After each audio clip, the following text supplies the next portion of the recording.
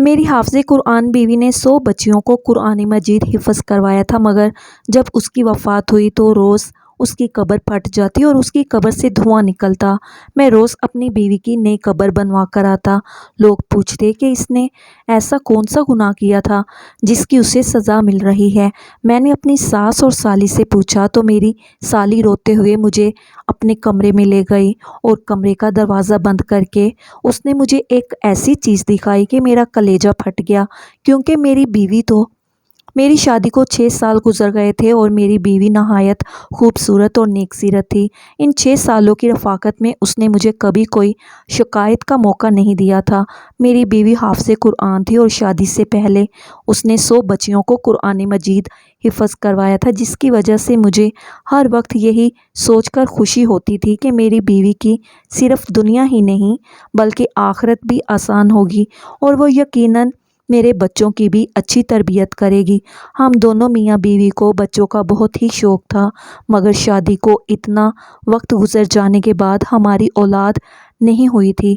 اب میں مایوس سا رہنے لگا تھا اور ایسے موقع پر عموماً لڑکیاں سب سے پہلے نا امید اور دل برداشتہ ہونے لگتی ہیں، مگر میری بیوی اپنی اداسی ظاہر نہیں کرتی تھی اور صبر سے وقت گزار رہی تھی۔ پھر شادی کے اتنے سال بعد اللہ تعالیٰ کو میری بیوی کا صبر پسند آ ہی گیا تھا اور ہمیں اولاد کی خوشخبری ملی۔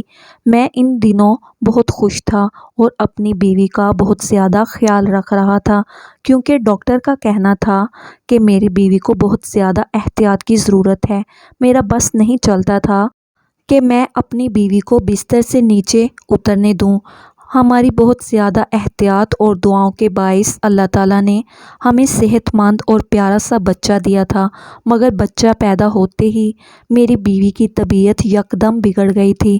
میں نے ایسا تو بالکل بھی نہیں سوچا تھا کہ بچہ ہوتے ہی میں اپنی بیوی کو کھو دوں گا۔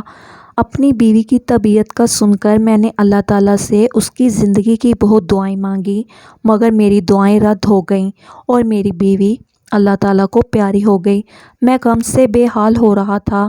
سب جاننے والے میرے لیے افسوس کا اظہار کر رہے تھے۔ میں غم زدہ سا ایک کونے میں بیٹھا ہوا تھا۔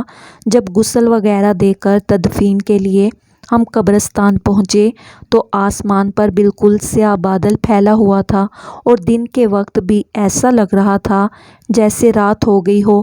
جو ہی میری بیوی کو دفن کیا گیا، نہایت تیز بارش شروع ہو گئی اور ایسی طوفانی ہوائیں چلنے لگیں کہ سب حیران پریشان رہ گئے۔ بیوی کو دفن کرنے کے بعد ہم سب اپنے اپنے گھروں کو پہنچے تھے۔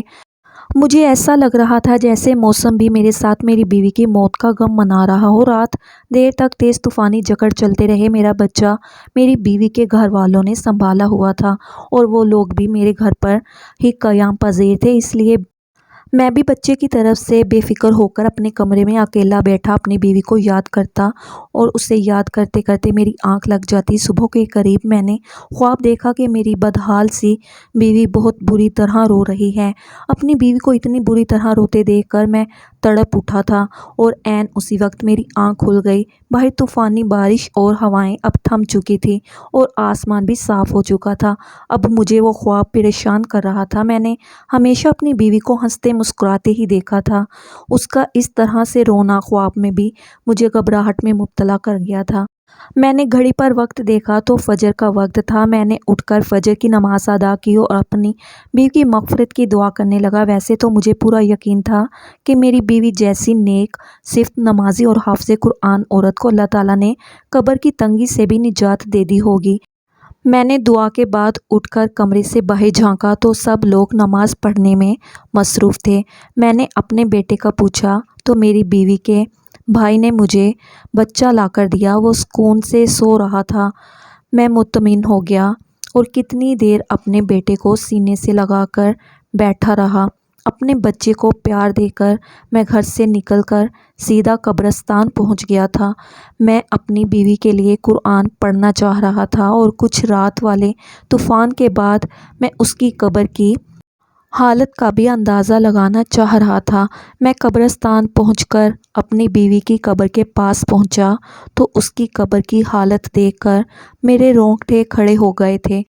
میرا دل خوف سے پھٹنے والا ہو رہا تھا، کیونکہ جس عورت کو میں نیک اور جنتی سمجھ رہا تھا اس کی قبر پر ایسا عذاب آیا ہوا تھا کہ مجھ جیسا مضبوط سا مرد بھی اندر تک دہل گیا تھا۔ میری بیوی کی قبر پھٹی پڑی تھی اور اس میں سے دھواں نکل رہا تھا۔ وہاں اتنی تپش تھی کہ میرا وہاں کھڑا ہونا مشکل ہو گیا تھا۔ کوئی مزدور بھی میری بیوی کی قبر بنانے کو تیار نہیں تھا۔ بڑی مشکل سے مجھے ایک مزدور ملا جس نے مجھ سے 4 گنا زیادہ پیسے لیے اور میری بیوی کی قبر پر مٹی ڈال دی۔ یہ سب اس مزدور نے دور سے کھڑے ہو کر کیا تھا۔ میں گھر پہنچا تو میری حالت نہایت خراب ہو رہی تھی۔ سب نے میری حالت کو بیوی سے جدائی کا غم سمجھ کر مجھے سہارا دیا اور تسلی دینے لگے، جبکہ میں حیران تھا کہ آخر میری بیوی پر اللہ تعالیٰ کا عذاب کیوں آیا تھا۔ وہ تو نیک عورت تھی، میری نظر میں تو میری بیوی کی ایسی کوئی غلطی نہیں گزری تھی۔ میں سوچ سوچ کر پاگل ہو رہا تھا کہ میری بیوی کی اصل حقیقت کیا ہے، اور جب مجھ پر اپنی مرحوم بیوی کی حقیقت کھلی تو میرا دل تک پھٹ گیا تھا۔ میرا نام محسن ہے، میں اپنے والدین کی اکلوتی اولاد تھا۔ ہمارے گھر میں کل 4 افراد رہتے تھے، میں، میرے ماں باپ اور میری ایک بیوہ پھوپھو جو میری دوسری ماں جیسی تھی۔ میں جب کالج میں پڑھتا تھا تب میری والدہ کا انتقال ہو گیا اور ہم 3 لوگ باقی رہ گئے تھے۔ اماں کو کھونے کا غم مجھ پر پھر بھی بہت بھاری ثابت ہوا تھا۔ میری ماں بہت زیادہ نیک عورت تھی۔ مجھے میری پھوپھو اور میرے ابا نے میری ماں کا غم بھلانے کے لیے بہت سہارا دیا تھا، ہر وقت میرے ساتھ لگے رہتے تھے۔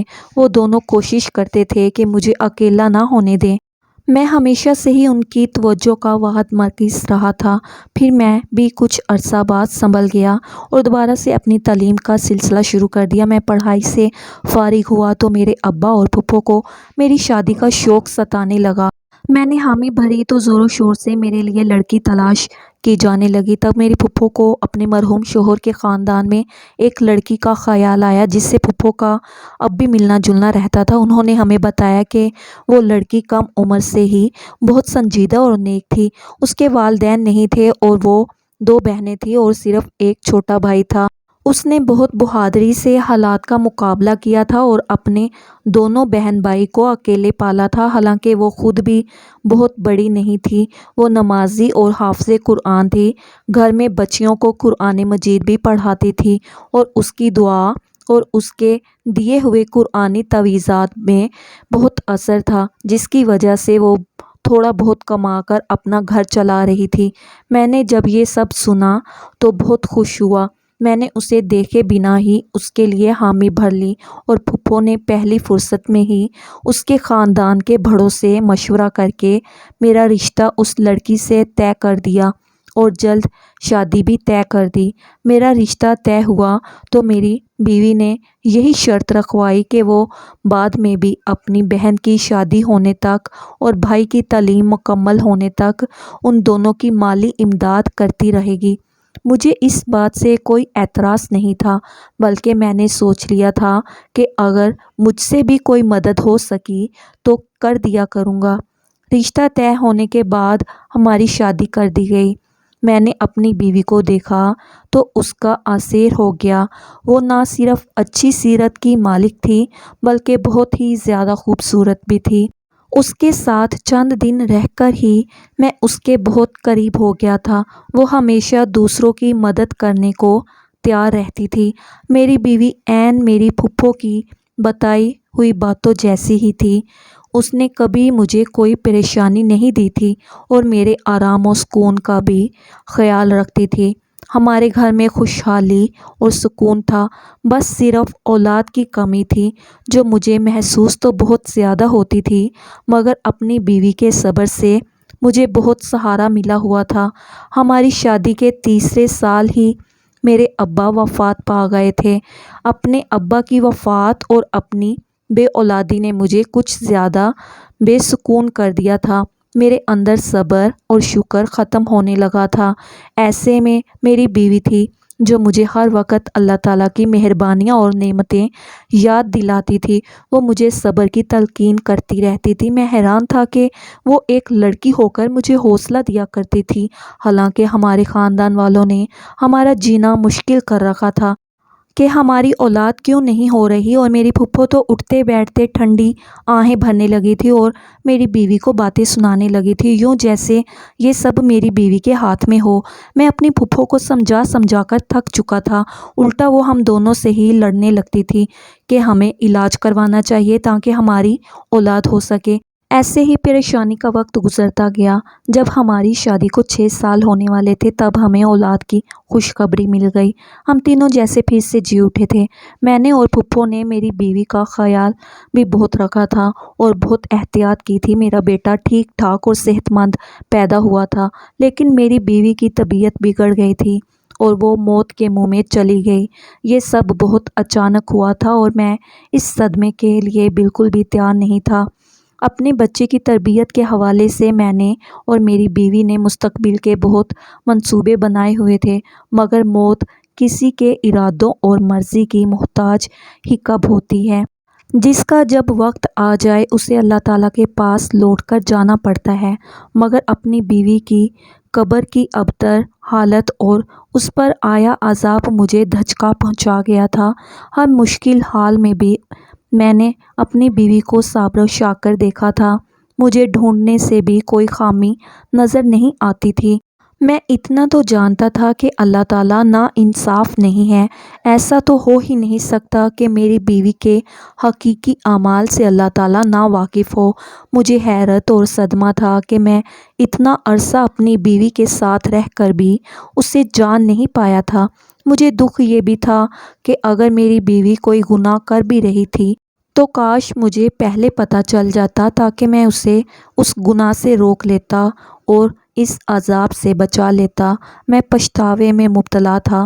گھر میں ان دنوں کیا چل رہا تھا اور میرا بیٹا راتوں کے وقت کون سنبھال رہا تھا، مجھے کچھ خبر نہیں تھی۔ میں بس اپنی مرحوم بیوی کے لیے بے چین رہتا تھا اور اللہ تعالیٰ سے اس کی مغفرت کی دعا کرتا رہتا تھا۔ ایک روز پھپھو اچانک میرے پاس آئیں اور سنجیدگی سے بولی کہ انہیں مجھ سے ضروری بات کرنی ہے۔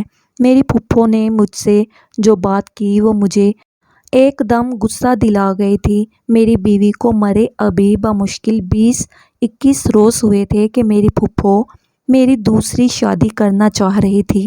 میں پھپھو سے ناراض ہونے لگا کہ انہیں میری مرحوم بیوی کا احترام کرنا چاہیے تھا اور کم از کم اتنی جلدی مجھ سے شادی کی بات نہیں کرنی چاہیے تھی، جبکہ میں ابھی صدمے میں تھا۔ پھپھو نے تحمل سے میری ناراضگی دیکھی اور پھر مجھ سے کہنے لگیں کہ وہ بوڑھی ہو گئی ہیں، اس لیے مجھے یا میرے بیٹے کو نہیں سنبھال سکتی۔ انہیں بھی میری بیوی کی موت کا دکھ تھا۔ جب میں نے پھپھو کی ان باتوں کا کوئی بھی اثر نہ لیا تو پھپھو نے مجھ سے کہا کہ ٹھیک ہے، تم اپنا بیٹا خود سنبھال لو یا پھر اپنا بیٹا اسی کو دے دو جو اسے دن رات ماں کی طرح سنبھال رہی ہے۔ میں پھپھو کی بات پر حیران ہوا تھا کہ میرا بیٹا کون سنبھال رہا تھا، کیونکہ میرے اندازے کے مطابق تو میرے بیٹے کو پھپھو ہی سنبھال سکتی تھی۔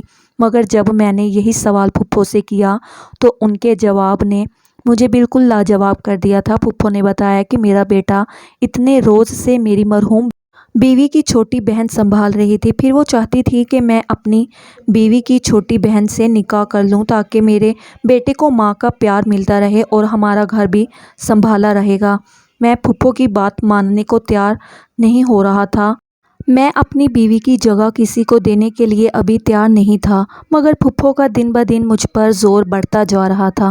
وہ ہر دن مجھے میرا بیٹا دکھاتی تھی جو نہا دھو کر بالکل صاف ستھرا ہوتا تھا۔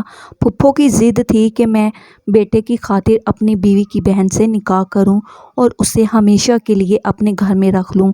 میں نے کام پر جانا شروع کر دیا تھا۔ میں سارا دن گھر سے باہر رہتا اور واپس آ کر خاموشی سے پھپھو کی ضد سنتا رہتا تھا۔ ایک روز پھپھو نے مجھے بتایا کہ میرا سالہ ملک سے باہر جا رہا ہے۔ میں چونک گیا۔ مجھے میری بیوی اپنی زندگی میں ہی بتا چکی تھی کہ اس کے بھائی کی تعلیم مکمل ہو چکی ہے اور وہ نوکری کے لیے ملک سے باہر جانا چاہتا ہے۔ میری بیوی کوشش میں تھی کہ اس کے بھائی کے باہر جانے سے پہلے پہلے اس کی بہن کی شادی ہو جائے تاکہ وہ بعد میں اکیلی نہ رہ جائے، مگر اسے کوئی مناسب رشتہ نہیں مل رہا تھا۔ اب اپنی بیوی کے بھائی کے باہر جانے کا سن کر مجھے اس کی بہن کا خیال آیا تھا، تب میں فکر مند ہو گیا۔ اب مجھے خیال آ رہا تھا کہ اگر میں مزید انکار کروں گا تو میری سالی میرے بیٹے کو سنبھالنے کے چکر میں ساری عمر کے لیے کنواری بیٹھی رہ جائے گی، یا پھر اس کی شادی کر دی جائے گی اور میرے بیٹے کو سنبھالنے والا کوئی نہیں ہوگا، کیونکہ پھپھو تو واقعی بیمار اور کمزور ہو گئی تھی اور ان کی بینائی بھی کم ہوتی جا رہی تھی۔ میں سوچ سوچ کر پریشان ہونے لگا اور تھک ہار کر میں نے اپنی پھپھو کی بات ماننے کا فیصلہ کیا اور ایک روز کام پر جانے سے پہلے پھپھو کو جواب دے دیا کہ وہ جیسا چاہتی ہیں کر لیں، مجھے کوئی اعتراض نہیں ہے۔ میرے جواب نے میری پھپھو کو خوشی سے نہال کر دیا تھا۔ میرے جاتے ہی شاید انہوں نے پیچھے تمام تیاریاں شروع کر دی تھی۔ میں جیسے ہی کام سے شام کے وقت واپس آیا، یہ دیکھ کر حیران رہ گیا کہ پھپھو نے میرے نکاح کی ساری تیاری مکمل کر لی تھی۔ میں تو ویسے بھی اس بات کے لیے خود کو راضی کر چکا تھا۔ تبھی میں خاموشی سے نکاح خواں کے سامنے بیٹھ گیا اور اپنے بیٹے کی خاطر یہ نکاح کر لیا۔ نکاح کے بعد میں اداس تھا، اپنے کمرے میں بند ہو گیا تھا۔ مجھے پریشانی تھی کہ نہ جانے میری یہ دوسری بیوی اپنی بڑی بہن کی طرح سمجھدار اور خوش مزاج تھی یا نہیں، اور یہ بھی کہ نہ جانے وہ میرا گھر کیسے سنبھال پائے گی۔ مجھے نہیں لگتا تھا جیسے میرا دل اپنی پہلی بیوی سے مطمئن تھا ویسے دوسری بیوی سے بھی کبھی مطمئن ہو پاؤں گا۔ اس نکاح کے بعد بھی میرے وہی معمولات تھے۔ میں صبح سویرے کام پر چلا جاتا، شام کے وقت گھر لوٹتے ہی اپنے کمرے میں بند ہو جاتا تھا۔ میری دوسری بیوی نے خاموشی سے میرا ہر کام سنبھال لیا تھا۔ میرا کمرہ بھی اب بالکل صاف ستھرا رہنے لگا تھا۔ نہ چاہتے ہوئے بھی میرا دماغ اس بات کو سوچنے لگا تھا، اور عجیب بات تو یہ تھی کہ آج تک میں نے اپنی اس دوسری بیوی کو نہیں دیکھا تھا۔ میں نہیں جانتا تھا وہ کیسی لڑکی ہے، کیونکہ میری پہلی شادی پر بھی اس نے مجھ سے پردہ کیا تھا۔ کیونکہ میری بیوی دینی معاملات کی سب سمجھ رکھتی تھی، اس لیے اس نے اپنی بہن کا مجھ سے پردہ کروایا تھا، اور وہ پردہ آج اسی لڑکی سے نکاح ہو جانے کے بعد بھی قائم تھا۔ ایک روز میں کام سے جلدی واپس آیا تو اپنے کمرے میں اپنی دوسری بیوی کو دیکھ کر حیران رہ گیا۔ وہ اپنی بڑی بہن سے بھی زیادہ خوبصورت تھی، مگر ایسا نہیں تھا کہ میں حسن پرست تھا اور مجھے اس کا حسن متوجہ کر رہا تھا۔ مجھے جس بات نے اس کی طرف متوجہ کیا تھا وہ اس کے چہرے پر پھیلا سکون اور نرم تاثرات تھے۔ اسے دیکھ کر مجھے ایسا لگ رہا تھا کہ جیسے وہ اپنی بہن کی موت سے بھی خوش اور مطمئن ہو۔ میں یہ بات سوچتے ہی عجیب کیفیت میں گر گیا تھا۔ میں نے اسے غصے سے دیکھتے ہوئے سوال کیا کہ وہ اتنی مطمئن کس بات پر ہے؟ میرا سوال یقیناً اس کے لیے عجیب اور غیر متوقع تھا۔ وہ حیرت اور پریشانی سے مجھے دیکھنے لگی تو میں مزید بولا کہ اسے اپنی بہن کی موت کا افسوس ہی نہیں ہے، الٹا وہ اس کی جگہ لے کر بھی اتنی خوش کیسے رہ رہی ہے، جبکہ اس کی بہن جوانی میں موت کے منہ میں جا چکی تھی اور اس کی آخرت بھی جانے کیسی ہونے والی تھی، کیونکہ اس کو قبر میں یہ عذاب جھیلنا پڑ رہا تھا۔ میں نے اپنی مرحوم بیوی کا یہ راز غصے میں سوچے بغیر اس کی بہن کے سامنے بول دیا تھا، مگر میری بات پر جب اس کے چہرے کے تاثرات بدلے تو مجھے اپنی غلطی کا احساس ہوا اور میں چپ ہو گیا۔ میری دوسری بیوی کچھ دیر صدمے سے مجھے دیکھتی رہی اور پھر بری طرح رو پڑی۔ میں اسے روتا دیکھ کر بوکھلا گیا۔ روتے روتے وہ ایسی بات بولنے لگی جس نے مجھے ساکت کر دیا تھا۔ وہ بار بار کہہ رہی تھی کہ مجھے یہی خوف تھا کہ بڑی باجی سے اللہ تعالیٰ ناراض ہو جائے گا اور اسے سخت عذاب دے گا، مگر وہ میری بات سنتی ہی نہیں تھی۔ میں اپنی بیوی کے الفاظ پر دنگ رہ گیا تھا۔ یعنی میری مرحوم بیوی کچھ ایسا کرتی تھی جس سے اس کی چھوٹی بہن بھی واقف تھی اور اسے روکتی تھی۔ جب میں نے اپنی بیوی سے تفصیل پوچھی تو وہ گڑبڑا گئی اور بات بدلنے کی کوشش کرنے لگی، مگر میں نے جب سچ جاننے کے لیے التجا کی تو اس نے مجھے اپنی بڑی بہن کی اصلیت بتائی، جسے سن کر میرے ہوش اڑ گئے تھے۔ اس نے بتایا کہ میری بہن واقعی نیک لڑکی تھی اور حافظ قرآن ہونے کی وجہ سے ہر وقت قرآن کی تلاوت کرتی رہتی تھی۔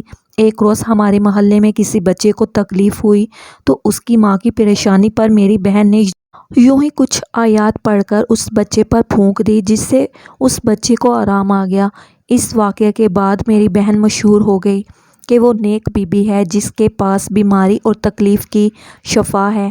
اس کے بعد تو طرح طرح کے لوگ ہمارے گھر آنے لگے اور میری بہن تعویذ کے نام پر قرآن کی آیات لکھ کر دے دیتی تھی۔ وہ لوگ چند روپے دے کر چلے جاتے اور ہمارا گزر بسر ہونے لگا تھا، مگر مشکل حالات کے لیے ہمارے پاس کچھ نہیں تھا۔ اچانک ہمارے بھائی کا ایک گردہ فیل ہو گیا۔ وہ ہسپتال میں اپنی زندگی اور موت کی کشمکش میں تھا اور ہمارے پاس اس کے علاج کی رقم نہیں تھی۔ ہم بہت پریشان تھے۔ انہی دنوں ایک مرد میری بہن کے پاس آیا۔ اسے بولا کہ وہ کسی لڑکی سے شادی کرنا چاہتا ہے، مگر وہ لڑکی شادی شدہ ہے۔ وہ چاہتا تھا میری بہن ایسا تعویذ دے کہ لڑکی کی طلاق ہو جائے اور وہ اسے پالے۔ میری بہن نے انکار کر دیا کیونکہ یہ گناہ کا کام تھا، مگر جب اس مرد نے 1.5 لاکھ روپے دینے کا کہا تو میری بہن نے بھائی کو بچانے کے لیے نہ جانے کاغذ پر ایسا کیا لکھا کہ اس مرد کی خواہش پوری ہو گئی اور ہمارے بھائی کا آسانی سے علاج ہو گیا۔ پھر تو ہر آئے روز ایسے ہی لوگ آنے لگے جو ناجائز مطالبے کے لیے تعویذ بنواتے اور ڈھیروں پیسہ پکڑا کر چلے جاتے۔ ایک روز میں نے چھپ کر اپنی بہن کو تعویذ بناتے دیکھا تو میرے سر پر آسمان گر پڑا، کیونکہ میری بہن کاغذ پر قرآن الٹا لکھ رہی تھی اور یہ کالا علم تھا۔ میں دکھ سے پاگل ہوتی بہن کو روکنے لگی، اسے سمجھانے لگی کہ وہ توبہ کر لے۔ وہ بولی اگر میں ایسا نہ کرتی تو ہمارا بھائی کب کا مر جاتا۔ میں اس بات پر غصہ ہو گئی۔ میں نے بہن کو کہا کہ اس سے تو اچھا تھا ہمارا بھائی مر جاتا، مگر وہ یہ حرام کام نہ کرتی۔ زندگی موت تو اللہ تعالیٰ کے ہاتھ میں ہے۔ میں اپنی بہن کو بہت سمجھاتی رہی، مگر اب وہ لالچ میں آ چکی تھی۔ وہ اتنی نیک تھی کہ روحانیت پا چکی تھی، مگر اس نے پیسوں کے لالچ میں سب کچھ گنوا دیا۔ اس کی زندگی اچھی تھی، وہ نماز قرآن بھی پڑھتی رہی اور حتیٰ کہ اس کی شادی ہو گئی، مگر اس نے گناہ کبیرہ نہیں چھوڑا اور پیسہ کماتی رہی۔ میں سب سن رہا تھا۔ میری بیوی بول رہی تھی کہ میں ڈرتی تھی کہ اللہ تعالیٰ ناراض ہو گیا تو توبہ کی مہلت دیے بنا ہی موت دے دے گا اور سخت عذاب دے گا، اور میرا کہا سچ ہو گیا۔ میں گمسم ہو گیا تھا۔ میں اپنی بیوی کو اتنا نیک سمجھتا رہا اور وہ صرف دنیاوی پیسے کی لالچ میں اتنا بڑا گناہ کرتی رہی تھی، اور میرے سامنے بیٹھی میری دوسری بیوی اس جیسی حافظہ نہ ہونے کے باوجود اللہ تعالیٰ کا خوف رکھتی تھی۔ اللہ تعالیٰ نے مجھے اب اصل میں نیک بیوی سے نوازا تھا۔ کالا علم کروانے اور کرنے والے دونوں کے لیے اللہ تعالیٰ کے ہاں سخت عذاب ہے۔ کبھی بھی کسی اپنے کی شدید بیماری میں بھی اس گناہ کا مرتکب نہیں ہونا چاہیے، کیونکہ ہو سکتا ہے اس بیماری کے بعد جب اسے موت آئے وہ اس کی نجات کا ذریعہ ہو۔ محترم ناظرین، مزید اس طرح کی سبق آموز کہانیاں اور واقعات سننے کے لیے ہماری ویڈیو کو لائک کریں، شیئر کریں اور چینل کو سبسکرائب کرنا مت بھولیے گا۔ شکریہ۔ اللہ حافظ۔